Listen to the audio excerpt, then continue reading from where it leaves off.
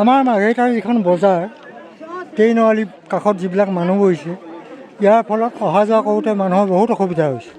এই বজাৰখন এই ঠাইৰ পৰা অইন ঠাইলৈ নিয়াটো অতি সৌভাগ্যজনক বুলি মই ভাবোঁ। আৰু সেৱা ভাৰতী পৌৰাঞ্চলৰ অবিভক্ত ডিব্ৰুগড় তিনিচুকীয়া এই দুখন জিলাৰ জ্যেষ্ঠ সেৱা প্ৰমুখ ডাক্তৰ মাণিক চন্দ্ৰ চেতিয়াই এই কথাষাৰ কৈছে। এই কথাষাৰ এই অভাজনে কৈছে বুলি আপোনালোকে দিল্লীতো গৈ সুধিব পাৰে। দিল্লীৰ প্ৰাইম মিনিষ্টাৰক, চিফ মিনিষ্টাৰক, যাকেই নহওক লাগে চবেই কৈ দিব আৰু সুধিব পাৰে ৰাষ্ট্ৰীয় স্বয়ংসেৱক অফ ইণ্ডিয়া ভাৰত। বজাৰখন বহুদিনীয়া পুৰণি হ'লেও মানুহৰ জনসংখ্যা আজি অৰণ্যই আজি অসমত যি বসবাসৰ সৃষ্টি কৰিছে এইবিলাক কথা ক'লেতো ভাৰত চৰকাৰে হয়তো বেয়াও পাব পাৰে। গতিকে মই এজন কবি হিচাপে স্বৰচিত এটা কবিতাৰে আপোনালোকক লগতে বিশাল ভাৰতবৰ্ষক চিনাকি দি থৈ যাওঁ, সেইটোকে মনত ৰাখিলে হৈ গ'ল।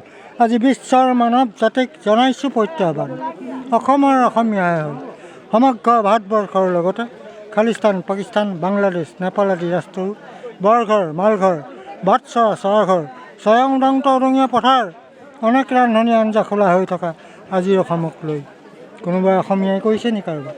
কিয় আহি বহিছোঁ বহিছোঁ মাটি বাৰী দখল কৰি নবে ল'ৰা ছোৱালীক জন্ম দি জনন্য কৰিছোঁ ইয়াত। আজি অসমীয়াৰ ওপৰত অত্যাচাৰ, অনাচাৰ, ব্যভিচাৰ তুঁহজুই জ্বলিছে ইয়াত। আজি অসমক বসবাস কৰি থকা প্ৰতি জনগোষ্ঠী কিয়বাৰ এবাৰ ভাবি চোৱা নাইকিয়া।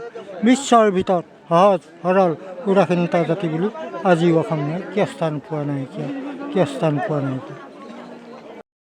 হয়, মাঘেৰিটা এখন পুৰণি বজাৰ, বহুত পুৰণি বজাৰ। অতীজৰ পৰা এই বজাৰখন ৰেল লাইনৰ ওপৰতে চলি আহিছে। শাক পাচলি, বিশেষকৈ শাক পাচলি বা অন্যান্য সামগ্ৰী।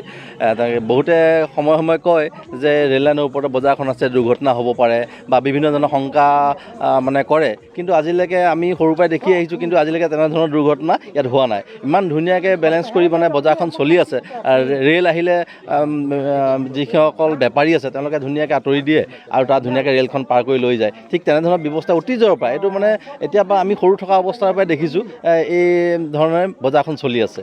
আৰু আজিলৈকে তেনেধৰণৰ কোনো ধৰণৰ দুৰ্ঘটনা শুনা আমি আগতেতো অলপ বেয়া আছিল, ৰেল ব্যৱস্থাটো বেয়া আছিলে, কিন্তু আজিকালি চব বায়ু টয়লেট কৰাৰ কাৰণে সেই অসুবিধাবিলাকো নাইকিয়া হ'ল। লেতেৰা পৰা ৰাস্তা সেইবিলাক অসুবিধা নাইকিয়া হ'ল। তাৰ কাৰণে বেপাৰীসকলেও অকণমান সুবিধা হ'ল আৰু তেওঁলোকে ইয়াতে বহি পেলাই, কাৰণ মানুহ এটা মানে অভ্যাসত পৰিণত হৈছে।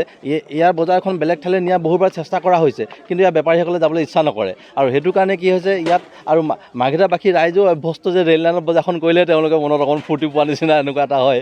আৰু সেয়েহে এই বজাৰখন পৰম্পৰাগতভাৱে চলি আছে আৰু সুন্দৰভাৱে এতিয়ালৈকে কোনো ধৰণৰ বিপদ আপদ নোহোৱাকৈ বা এনেকুৱা কোনো ধৰণৰ দুৰ্ঘটনা নোহোৱাকৈ চলি আছে। আৰু আমিও আজিও আহিছোঁ, এই বজাৰ কৰিছোঁ, এই শাক পাত ইয়াৰ পৰাই লৈছোঁ।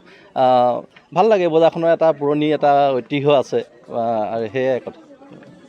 যিকোনো খবৰৰ বাবে যোগাযোগ কৰক 7099017330 লগতে 7099017110 নম্বৰত।